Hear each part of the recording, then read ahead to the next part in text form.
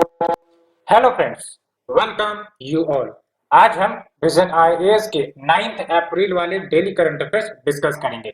आज हमें 6 articles discuss करने हैं। काफी इंपॉर्टेंट आर्टिकल्स हैं, टू द पॉइंट, सिलेबस के अनुसार we will discuss one by one. तो चलिए शुरुआत करते हैं। इससे पहले अगर आपने हमारा यूट्यूब चैनल सब्सक्राइब नहीं किया है तो आप सब्सक्राइब कर सकते हो। टेलीग्राम चैनल से आप जुड़ सकते हो। टेलीग्राम चैनल का लिंक आपको डिस्क्रिप्शन बॉक्स में प्रोवाइड कर दी गई है। So friends, without delaying, let's start our discussion. The first one is Cabinet Committee on Economic Affairs approves distribution of fortified rice across government schemes. तो fortified rice क्या होती हैं इसके बारे में जानना जरूरी है। और साथ ही साथ आपको पता होगा कि India suffers from huge nutritional deficiency. तो इस डेफिशिएंसी को दूर करने के लिए कहीं ना कहीं हमें कुछ इनिशिएटिव तो लेने पड़ेंगे। तो एक बढ़िया इनिशिएटिव ये है कि जो भी हम फूड डिस्ट्रीब्यूशन स्कीम्स के तहत फूड प्रोवाइड करते हैं to the vulnerable sections like wheat, rice, तो क्यों ना इन्हीं फूड को फोर्टिफाइड कर दिया जाए और उसके बाद डिस्ट्रीब्यूट किया जाए। तो लार्जर पॉपुलेशन पर ये जो आपका न्यूट्रिशनल डिफिशियंसी है वो दूर हो सकेगा।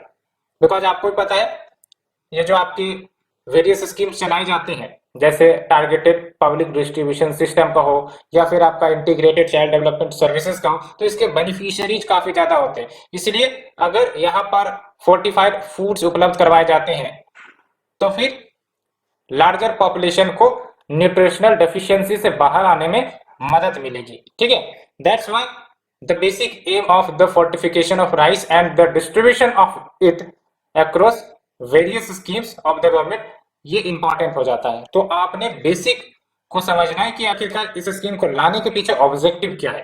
ठीक है, तो we will start the discussion. लेकिन सबसे पहले बात हम सिलेबस देख लेते हैं। तो when we talk about the syllabus, आप देख सकते हैं issues related to poverty and hunger. ठीक है, hunger contributes to poverty, poverty contributes to hunger, ये लिंक है, आपको पता भी होगा। Along with it will also cover the welfare schemes for vulnerable sections of the population by the center. ठीक है, तो cabinet committee on economic affairs, थोड़ा सा इसके बारे में जानना चाहिए। आपको पता होगा जो आपका cabinet committee on economic affairs है या फिर जो कैबिनेट कमिटीज होती है, ये कोई कॉन्स्टिट्यूशनल कमिटी नहीं है, ये आपके संविधान में मेंशन नहीं होते। These are extra constitutional committees और इसको चेयर किया जाता है प्राइम मिनिस्टर के द्वारा जनरली, विद सर्टेन एक्सेप्शन। आपने cabinet committee on economic affairs तो सुना ही है, साथ ही साथ कैबिनेट कमिटी ऑन एकोमोडेशन आपने सुना होगा, साथ ही साथ cabinet committee on parliamentary affairs तो सुना होगा। ठीक है, तो ऐसे लगभग आपके 7-8 कमिटी नजर आते हैं। लेकिन ध्यान रखना है, जो cabinet committee on economic affairs है ये आपका चेयर करता है प्राइम मिनिस्टर। एंड जो आपका कैबिनेट कमिटी ऑन एकोमोडेशन है ये कौन चेयर करता है, आप हमें बताना। ठीक है, कमेंट सेक्शन में। तो हाँ, आपको ये basic understanding about cabinet committee clear हो गई होगी। अब चलते हैं कंटेक्स्ट के ऊपर। तो जो cabinet committee on economic affairs है, इन्होंने अप्रूव कर दिया है, जिसके तहत जो फोर्टिफाइड राइस है उसकी सप्लाई इंश्योर की जाएगी, उसकी डिलीवरी इंश्योर की जाएगी in the government run food schemes by 2024, but in a phased manner. ठीक है, तो फेज्ड मैनर मतलब क्या कि 3 फेजेस में चलाई जाएंगी इस स्कीम को, फेज 1, फेज 2, फेज 3, और इसके डिटेल्स के बारे में हम जानेंगे। और इसका बेसिक है, मैंने आपको बताया, न्यूट्रिशनल डेफिशिएंसी जो हमें देखने को मिलती है विभिन्न राज्यों में, यूटीज में, उसको कॉम्बैट करने के लिए। ठीक है, एंड आप देख सकते हो जो फोर्टिफाइड राइस का सप्लाई है वो प्रोवाइड किया जाएगा टारगेटेड पब्लिक डिस्ट्रीब्यूशन सिस्टम के माध्यम से, जो कि आपका नेशनल फूड सिक्योरिटी एक्ट के तहत मैंडेटेड है, along with the schemes like your integrated child development services, PM Poshan, ये आपका न्यूट्रिशन का ही स्कीम है, as well as other welfare schemes. और ये जरूर ध्यान रखनी है कि जो इंटायर कॉस्ट आएगी राइस फोर्टिफिकेशन का, ये किसके द्वारा बॉन्ड किया जाएगा, सेंटर के द्वारा बॉन्ड किया जाएगा। ठीक है, एंड अगर हम बात करें इस 3 फेजेस की, जिसके माध्यम से फुल इंप्लीमेंटेशन हो सकेगी स्कीम की बाय 2024, तो फेज 1 में आपका लगभग जो आईसीडीएस यानी कि इंटीग्रेटेड चाइल्ड डेवलपमेंट सर्विसेज के बेनिफिशियरीज है, पीएम पोषण के जो बेनिफिशियरीज है, उसको कवर करेगा बाय मार्च 2022। और अभी आपका ये इम्प्लीमेंटेशन के अंतर्गत चल रहा है, बिकॉज मार्च 22 आप देख सकते हो ये आपका गुजर चुका है, ठीक है। It is currently under implementation. Phase 2 की बात करें तो फेज 1 प्लस जो आपका टारगेटेड पब्लिक डिस्ट्रीब्यूशन स्कीम के तहत बेनिफिशियरीज है as well as other welfare schemes OWS के बेनिफिशियरीज है, उनको कवर करेगा in all the aspirational and high burden district on stunting. तो लगभग 291 डिस्ट्रिक्ट को कवर करेगा बाय मार्च 2023। फेज 3 की बात करें तो देख सकते हो फेज 2 प्लस जो रिमेनिंग डिस्ट्रिक्ट्स बच जाएंगे, है ना, उसको कवर किया जाएगा बाय मार्च 2024। तो 3 फेज आप देख रहे हैं, बाय मार्च 2022, उसके बाद आपका बाय मार्च 2023, उसके बाद बाय मार्च 2024 जो बच गए होंगे डिस्ट्रिक्ट वो सब, ठीक है। तो ये हमने डिस्कस किया फ्रेंड्स। अगर हम बात करें राइस फोर्टिफिकेशन की, तो राइस फोर्टिफिकेशन का मतलब ये होता है कि जब हम राइस में आर्टिफिशियली माइक्रोन्यूट्रिएंट्स को ऐड करते हैं, like your iron, vitamin B12, folic acid, so that जो डाइटरी रिक्वायरमेंट है इंसानों की, उस डाइटरी रिक्वायरमेंट को फुलफिल किया जा सके। नहीं तो क्या होगा, न्यूट्रिशनल डिफिशियंसी, उसके कारण हजार प्रकार की बीमारियां, ठीक है। बेनिफिट्स क्या है राइस फोर्टिफिकेशन के? तो पहली बात तो ये कि न्यूट्रिशनल बूस्ट मिलेगा किनको, जो अंडर नरिश्ड है, as well as the vulnerable populations जिनको प्रॉपर न्यूट्रिशन वाली फूड नहीं मिल पाती है। साथ ही साथ जो एनीमिया है, एनीमिया यानी कि खून की कमी, तो उसको कम्बैट करने में भी मदद मिलेंगे। और आपको पता है कि जो हमारे देश की महिलाएं हैं वो अनीमिया से ज्यादा ग्रसित है, ठीक है। तो अनीमिया को भी इलिमिनेट करने में मदद मिलेगी, बिकॉज जब हम राइस फोर्टिफिकेशन करते हैं तो हम इसमें आयरन को भी इंक्लूड करेंगे, ऐड करेंगे, ठीक है। कॉस्ट इफेक्टिव भी रहेगा, ज्यादा कॉस्ट भी नहीं आएगा, ठीक है। And it will be helpful in pregnancy for the growth of the baby. तो न सिर्फ मदर, न सिर्फ वुमेन, बल्कि जो बेबी है उनके भी ग्रोथ एंड डेवलपमेंट के लिए काफी ज्यादा वाइटल हो जाता है, ठीक है। सो ये हमने डिस्कस किया। अगर हम बात करें जो आपका राइस फोर्टिफिकेशन टेक्निक भारत में इस्तेमाल होता है वो कौन सी टेक्निक है, तो उस टेक्निक को हम एक्सट्रूजन टेक्निक कहते हैं या फिर एक्सट्रूजन टेक्नोलॉजी कहते हैं, ठीक है। तो इन्हीं टेक्नोलॉजी के माध्यम से भारत में राइस का फोर्टिफिकेशन किया जाता है। इसमें होता क्या है कि जो आपके राइस है, यानी कि जो राइस के दाने होते हैं उसको छोटे छोटे टुकड़ों में पहले तो ब्रेक डाउन किया जाता है। पल्वराइज करने का मतलब ये हुआ कि breaking down into the smaller constituent, और उसके बाद ये जो ब्रेक डाउन कॉन्स्टिट्यूएंट्स है उनको मिक्स कर दिया जाता है विद प्रीमिक्स। प्रीमिक्स की अगर हम बात करें तो it is the mixture of ingredients जिसमें वो पार्टिकुलर विटामिन्स और मिनरल्स होंगे, तो उनके साथ मिक्स कर दिया जाता है और वहां से फिर आपका निकलता है फोर्टिफाइड राइस कर्नल। तो ये सब जो मिक्स करके जो आउटपुट निकलेगा वो हो गया आपका फोर्टिफाइड राइस कर्नल, जिसको हम FRK कहते हैं, ठीक है। और फिर ये जो FRK है उसको बेसिकली ऐड किया जाता है to the traditional rice in the ratio 1:50 से लेकर 1:200, जिसके कारण जो फोर्टिफाइड राइस निकल कर आएंगे वो नियरली आइडेंटिकल या फिर सिमिलर होते हैं to the traditional rice in terms of taste, in terms of texture. Because आप देख सकते हो जो रेशियो है मिक्सचर का वो आपका 1:50 से लेकर 1:200 तक देखने को मिलता है, ठीक है। तो ये आपने बेसिक अंडरस्टैंडिंग डेवलप की। Let's move to the second article, global wind energy councils global wind report 2022। तो ये जो आपका विंड रिपोर्ट 2022 है ये बेसिकली सर्टेन चैलेंजेस को एग्जामिन करता है with respect to the wind energy which is increasing in the interconnected world. So we will analyze the key highlights of this report as well as the challenges the wind energy sector is facing, ठीक है। But before that चलिए हम syllabus देख लेते हैं। तो syllabus की बात करें तो आप भी समझ गए होंगे, we will discuss infrastructure energy, energy में आपके रिन्यूएबल एनर्जी कंपोनेंट्स आ जाएंगे, ठीक है।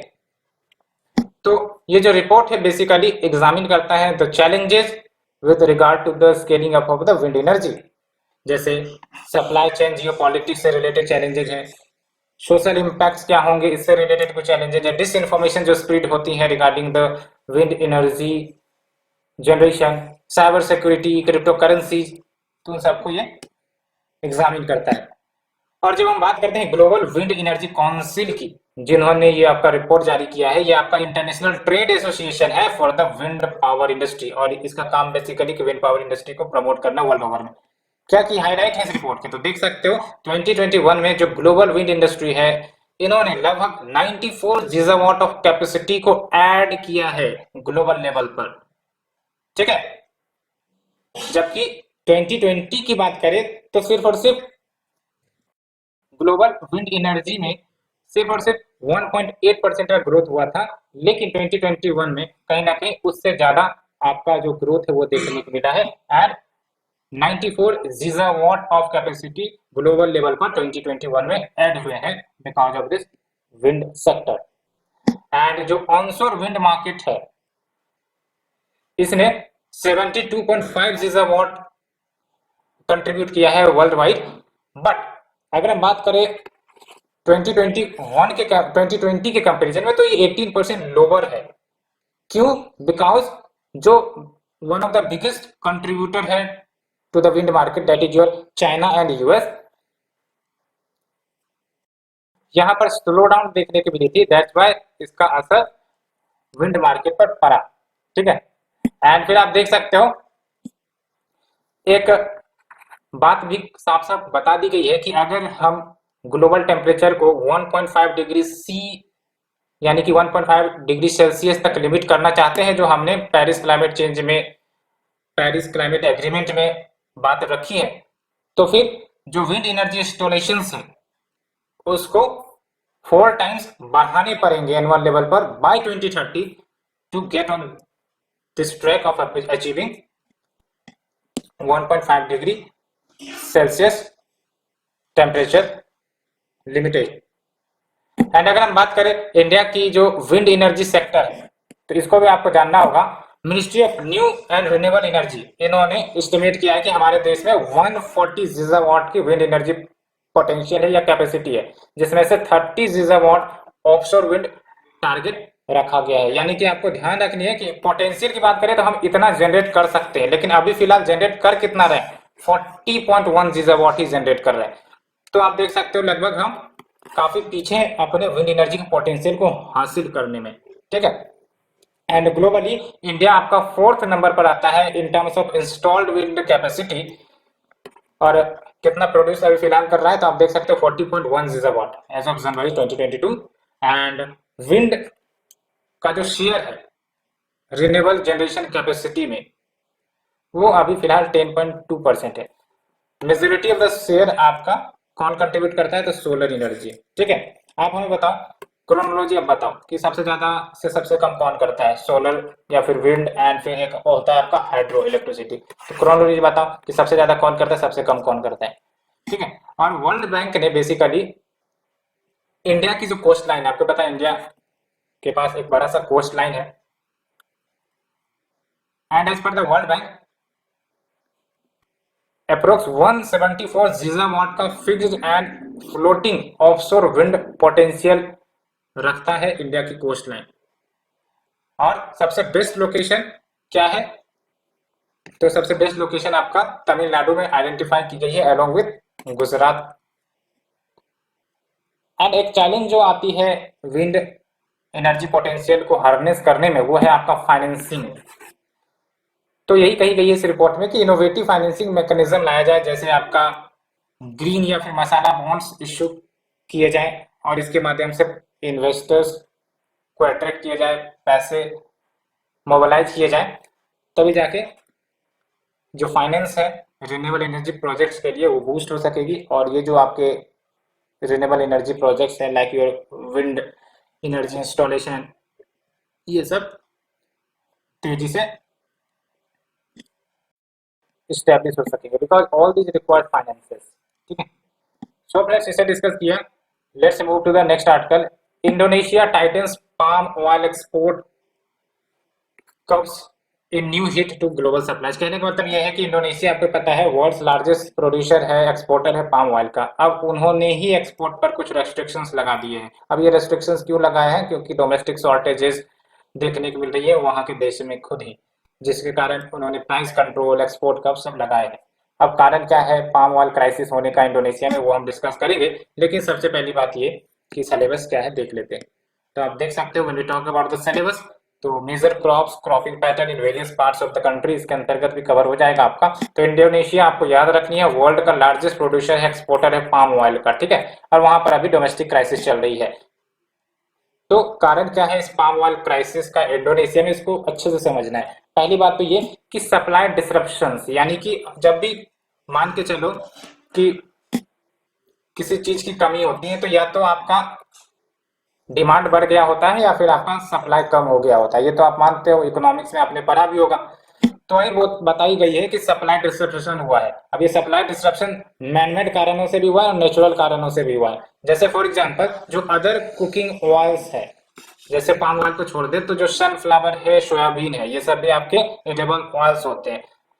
इनकी सप्लाई डिस्ट्रप्शन हुई है। अब जब इनकी सप्लाई डिस्ट्रप्शन हुई है, तो आप हमें बताओ लोग कौन से ऑयल की तरफ जा रहे होंगे?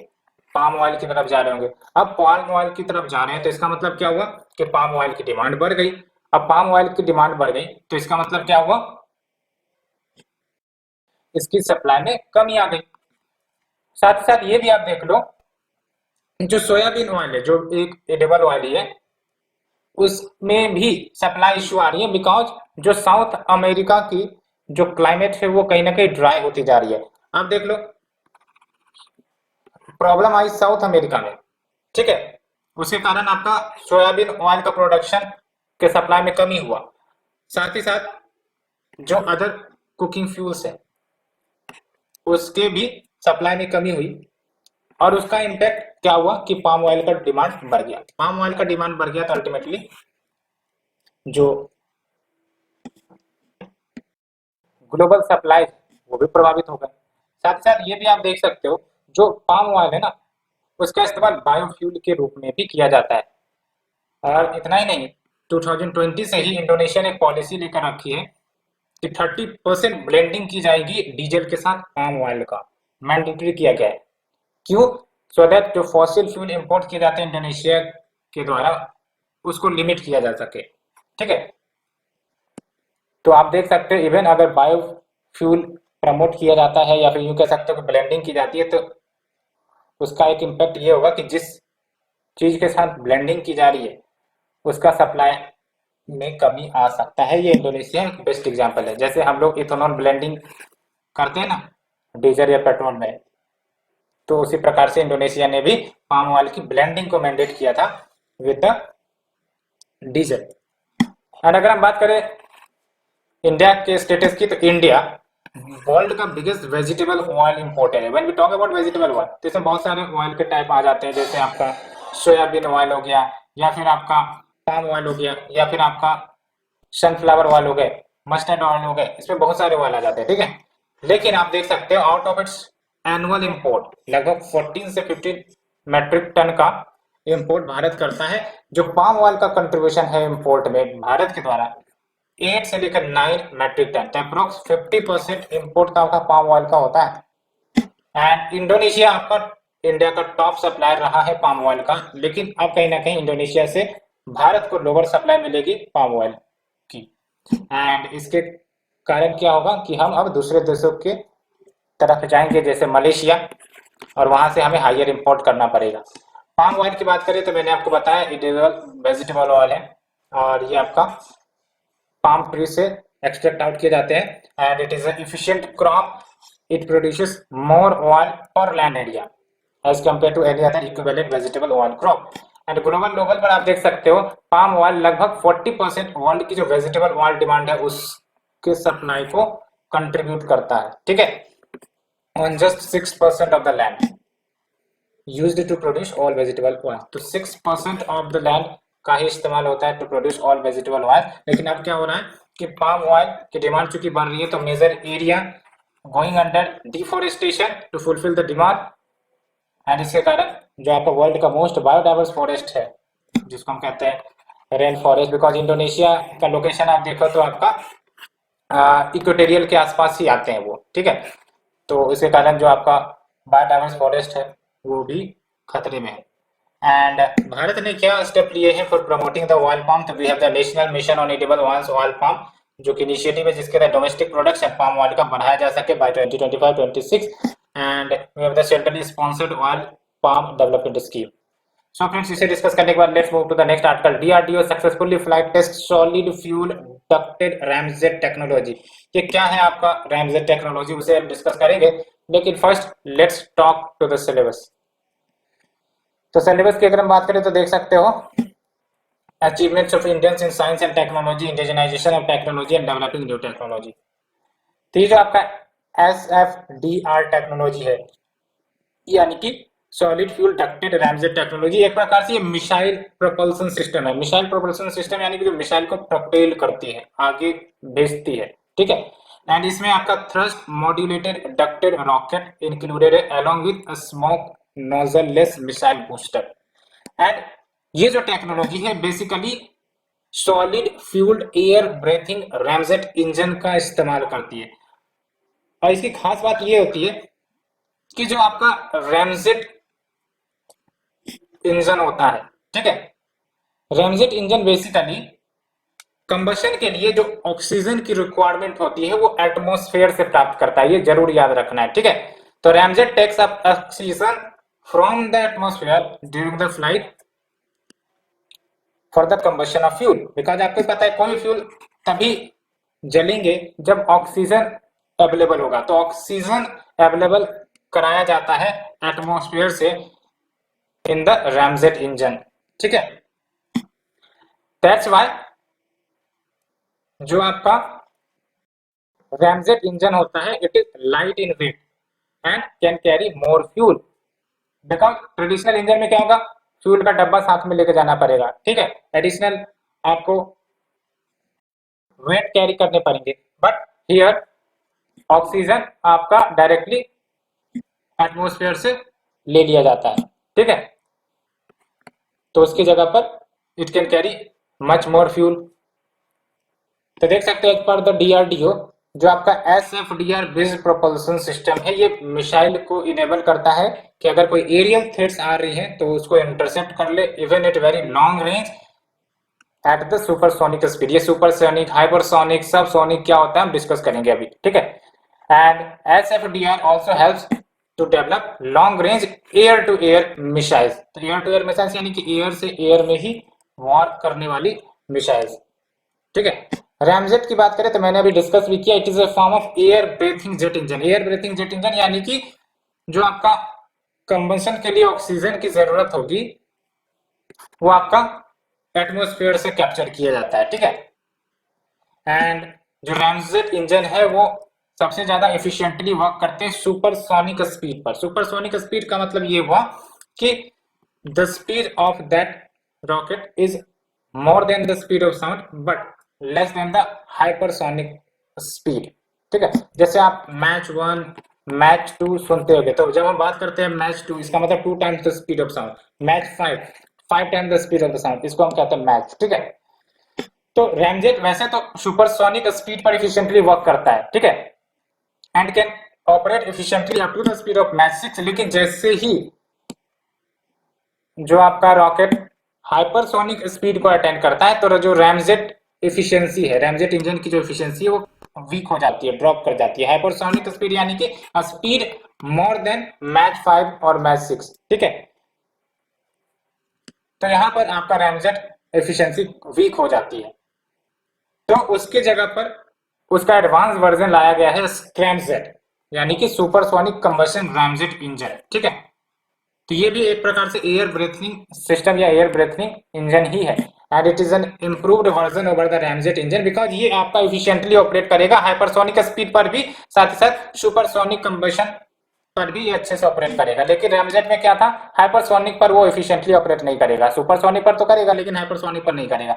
एंड एक है आपका dual mode ramjet. Dual mode ramjet में क्या होता है, it is also type of jet engine जहां पर रैमजेट ट्रांसफॉर्म हो जाता है आपका स्क्रैमजेट में, तभी तो ड्यूल मोड रैमजेट है। यहाँ पर रैमजेट आपका स्क्रैमजेट में ट्रांसफर हो जाएगा जैसे ही आपका स्पीड ऑफ द रॉकेट 4 से बियॉन्ड जाती है, यानी कि 4 times the speed of sound से बियॉन्ड जाती है, विच मीन्स कि ये आपका एफिशिएंटली ऑपरेट कर सकता है both in subsonic level as well as supersonic combustion modes. तो ये आपको समझ में आ गई होगी। Let's move to the next article friends. Parliament can stop NGOs from receiving foreign funds, says Supreme Court. आपको ही पता है जो आपका फॉरेन कंट्रीब्यूशन रेगुलेशन एक्ट है 2010, इसको अमेंड किया गया था पार्लियामेंट के द्वारा हाल के सालों में। थोड़ा सा अमेंडमेंट को ही डिस्कस कर लेते हैं पहले, तब जाके आपको समझ में आएगा। तो पहली बात तो सिलेबस, तो सिलेबस की बात करें तो देख सकते हो आप, इट विल कवर अंडर, हाँ देख लो, डायरेक्ट टॉपिक है आपका development process and development industry, role of NGO, SSG, various groups, association, donors, charities, institutional and other stakeholders. ठीक है, तो पार्लियामेंट ने एफसीआरए 2010 को अमेंड किया था, जिसके तहत जो फॉरेन कंट्रीब्यूशंस आते हैं, विदेशों से जो पैसे आते हैं एनजीओ सबको, उसको रेगुलेट किए जा सके। ठीक है, उनके यूटिलाइजेशन को रेगुलेट किया जा सके। तो क्या कुछ अमेंडमेंट हुआ था आप देख सकते हो। पहली बात तो ये कि आधार नंबर देना मैंडेटरी होगा for the office bearer of the NGO for registration. ठीक है, तो एक तो ये चेंज की गई थी। दूसरा ये है कि जो भी फॉरेन कंट्रीब्यूशन रिसीव करना चाहते हैं, ये इंश्योर करें कि उनका एक डेडिकेटेड बैंक अकाउंट हो एसबीआई के मेन ब्रांच में, जो कि न्यू दिल्ली में लोकेटेड होगा। ये काफी ज्यादा इंपॉर्टेंट प्रोविजन है। किसी अन्य बैंक में आपका फॉरेन कंट्रीब्यूशंस नहीं आ सकेगा, सिर्फ और सिर्फ एसबीआई के मेन ब्रांच जो कि आपका न्यू दिल्ली में है, वो अकाउंट देना पड़ेगा to receive the foreign contribution. Next is your कि सर्टेन पर्सन्स को प्रोहिबिट किया गया है to accept any foreign contribution, और ये काफी ज्यादा इंपॉर्टेंट है। कौन कौन को प्रोहिबिट किया गया है, यानी कि इलेक्शन कैंडिडेट, जो इलेक्शन में पार्टिसिपेट करते हैं कैंडिडेट्स, वो प्रोहिबिटेड है to receive any foreign contribution. साथ ही साथ एडिटर और publisher of a newspaper, even जजेस, government servants, member of any legislature and political party. ये काफी ज्यादा इंपॉर्टेंट है, यहाँ से क्वेश्चन बन सकते हैं। ठीक है, अब आते हैं मेन मुद्दे पर। तो बेसिकली जब ये अमेंड किया गया था, तो ये मैटर सुप्रीम कोर्ट में बेसिकली फाइल की गई थी। तो अब सुप्रीम कोर्ट का फैसला आया है और सुप्रीम कोर्ट ने साफ साफ कह दिया है कि देयर इज नो फंडामेंटल और absolute right to an NGO कि उनको फॉरेन कंट्रीब्यूशंस की एब्सोल्यूट राइट ही है। तो क्या कुछ ऑब्जर्वेशन है देख सकते हो। तो बेसिकली उन्होंने कहा है कि जो आपके सॉवरिन डेमोक्रेटिक नेशन है, ये उस पर कंप्लीटली डिपेंड करता है कि अगर वो चाहे तो कंप्लीटली प्रोहिबिट कर सकते हैं acceptance of foreign donation on the ground, कि ये जो फॉरेन डोनेशन है हो सकता है कॉन्स्टिट्यूशनल मोरालिटी किसी देश की अंडरमाइन कर सकता है। ठीक है, बिकॉज फॉरेन फंड्स जो आते हैं, कंट्रीब्यूशन आते हैं, दिखने में तो लगता है कि ये आपका पॉजिटिव वर्क्स के लिए आ रहे हैं, वेलफेयर के लिए आ रहे हैं, लेकिन इसका एक नेगेटिव चेहरा भी है। टेररिस्ट फाइनेंसिंग, मनी लॉन्ड्रिंग सब के लिए भी किए जाते हैं। इसलिए टाइटर रेगुलेशंस की जरूरत होती है एनजीओज के फंड्स को लेकर। ठीक है, प्रॉपर मॉनिटरिंग की जा सके। एंड आप देख सकते हो जो फॉरेन कंट्रीब्यूशन है उसका मटेरियल इंपैक्ट देखने को मिलता है socio economic structure as well as polity of the country, है ना। And foreign aid can create the presence of foreign contributor, यानी कि अब आप ही समझो कि कोई फॉरेन अथॉरिटी है, अब बार बार वो पैसे कंट्रीब्यूट कर रही है in the terms of aid, तो एक प्रकार से हो सकता है उसको डिक्टेटिंग पावर चले कि आप ये पॉलिसी लाओ, इसका विरोध करो, उसका विरोध ना करो, ऐसा होता है ना। तो इस सेंस में आप समझने की कोशिश करो। And foreign contributions can influence the political ideology, इसलिए कहा जाता है foreign contribution should be at minimum level. ये बातें सो फ्रेंड्स हमने डिस्कस किया ऑल दीज आर्टिकल्स। एक और आर्टिकल बची हुई है, we will discuss that also. RBI to operationalise standing deposit facility. ये स्टैंडिंग डिपॉजिट फैसिलिटी क्या है हम देखेंगे, लेकिन इससे पहले repo rate, reverse repo rate भी देखेंगे। ठीक है, तो let's talk about the syllabus first. तो सिलेबस की बात करें तो article number 6, it will cover Indian economy issues related to planning, mobilisation of resources, growth, development and employment. तो देख लो आप, सबसे पहली बात अगर हम बात करें रिपो रेट की, तो रिपो रेट का मतलब क्या होता है। फॉर एग्जाम्पल, अब कोई कमर्शियल बैंक है, उसको पैसे की कमी हो गई है। ठीक है, अब उसको पैसे बोरो करने हैं, तो वो आरबीआई के पास जाता है। तो आरबीआई बोलता है पैसा तो आपको देंगे, लेकिन सर्टेन इंटरेस्ट रेट पर, प्रोवाइडेड आपको कोलेट्रल भी गिरवी रखने पड़ेंगे। तो वो जो सर्टेन इंटरेस्ट रेट है जिस पर आरबीआई बैंकों को लोन देगा, वो है आपका रेपो रेट। अब दूसरा सिचुएशन कंसीडर करो, हो सकता है बैंकों के पास एक्सेस फंड हो गए हो, ठीक है, कोई लोन लेने के लिए नहीं आ रहा, तो अब ये पैसे बैंक क्या करे, ये पैसे हो सकता है बैंक आरबीआई को दे दे कि सर जी आप ये पैसे रख लो, या फिर हो सकता है आरबीआई को कभी जरूरत पड़ गई पैसे की, तो आरबीआई फ्रॉम द बैंक्स पैसे लोन के रूप में ले सकता है। तो बदले में जो आरबीआई इंटरेस्ट रेट देगा बैंकों को, उसको हम कहेंगे रिवर्स रेपो रेट। ठीक है, तो ये repo rate, reverse repo rate, hope आप अंडरस्टूड कर गए होंगे। तो देख सकते हैं रेपो रेट की बात करें तो interest rate that the RBI charges when commercial banks borrow money from it, and reverse repo rate की बात करें it is the interest rate that RBI pays the commercial banks when the banks parks their excess cash with the central bank. ठीक है, तो ये बातें हो गई। तब क्या कुछ न्यूज है उसे हम डिस्कस करेंगे। देख सकते हो अभी जो न्यू मॉनेटरी पॉलिसी अभी आई है, अभी आरबीआई ने शेयर किया था इसे, तो यहाँ पर आरबीआई ने अनाउंस किया है कि हम एसडीएफ को लाने वाले हैं, यानी कि स्टैंडिंग डिपॉजिट फैसिलिटी को लाने वाले हैं, which will be a basic tool to absorb surplus liquidity from the banking system. यानी कि बैंकों के पास अगर सरप्लस लिक्विडिटी है तो उसको सक करने के लिए, एब्जॉर्ब करने के लिए हम एसडीएफ को फिर से लाने वाले हैं। ठीक है, तो ये सरप्लस लिक्विडिटी आ कैसे गई इसको समझने की कोशिश करते हैं। तो आपको ही पता है पैंडेमिक, याद करो, है ना, पैंडेमिक के दौरान बहुत सारे एक प्रकार से पैसे इंजेक्ट किए गए, लिक्विडिटी इंजेक्ट की गई to the economy, so that जो इकोनॉमी है वो रिवाइव हो सके, इकोनॉमी अपने ट्रैक पर रहे वेरियस ऑपरेशंस के माध्यम से, जिसके कारण अब जो है एक्सेस लिक्विडिटी सिस्टम में मौजूद हो गई है। अब उसको सक करना है, बिकॉज अगर सक नहीं किया जाएगा तो मान के चलो इन्फ्लेशन बढ़ने के चांसेस हो सकते हैं। ठीक है, देख सकते हो when liquidity is in surplus, जो अभी देखने को मिल रही है, तो आरबीआई का टास्क है कि उस सरप्लस लिक्विडिटी को एब्जॉर्ब कर ले।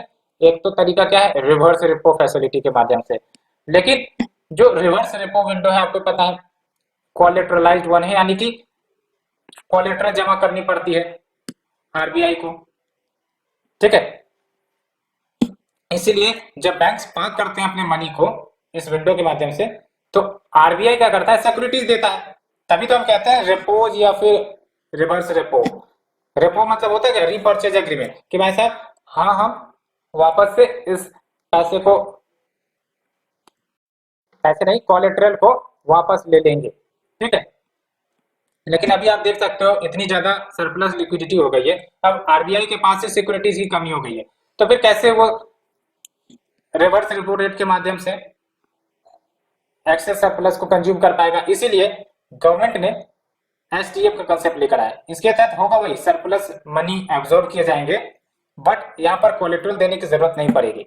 ठीक है, तो यहाँ पर आप देख सकते हो एसडीएफ के माध्यम से RBI can absorb the liquidity without offering securities. Now ये जो एसडीएफ का कंसेप्ट है ना, आप याद करो जब डिमोनेटाइजेशन हुआ था तो एक्सेस डिपॉजिट बैंक में आ गए थे, और बैंक अब उस एक्सेस डिपॉजिट का करेगा, लोन तो नहीं दे सकती थी बिकॉज लोन लेने लोग आ नहीं रहे थे। तो अल्टीमेटली एसडीएफ का कंसेप्ट उसी दौरान भी लाया गया था 2018 में as an amendment to the RBI act, और इसका रिकमेंडेशन दिया गया था आपको उर्जित पटेल कमेटी के द्वारा, और इसी के माध्यम से आरबीआई जो है वो आपका लिक्विडिटी सक करती है, एब्जॉर्ब करती है from the commercial banks without giving any collateral in return. और ये जो आपका एसडीएफ रेट होगा ये आपका अब नया फ्लोर रेट होगा for the liquidity adjustment facility corridor which will replacing the fixed rate repo rate। and LDF के अंतर्गत आपको पता है क्या होते हैं, रेपो रेट आ जाते हैं। तो it is a monetary policy tool जिसके माध्यम से बैंक जो है बोरो करती है मनी थ्रू रीपर्चेज एग्रीमेंट्स या फिर रेपोज। तो रेपोज का मतलब क्या था, रीपर्चेजिंग एग्रीमेंट, कि आप हमें पैसे दे दो, बदले में हम कोलेटरल दे रहे हैं और बाद में हम ये कोलेटरल को वापस ले लेंगे पैसे आपके देके। ठीक है, तो आप देख सकते हो ऑल एलडीएफ पार्टिसिपेंट्स एलिजिबल होंगे to participate in the SDF scheme. So friends, ये हमने ऑल आर्टिकल्स डिस्कस किया in detail. Hope you understood all one by one. Thank you friend, thank you very much for the discussion. Thank you.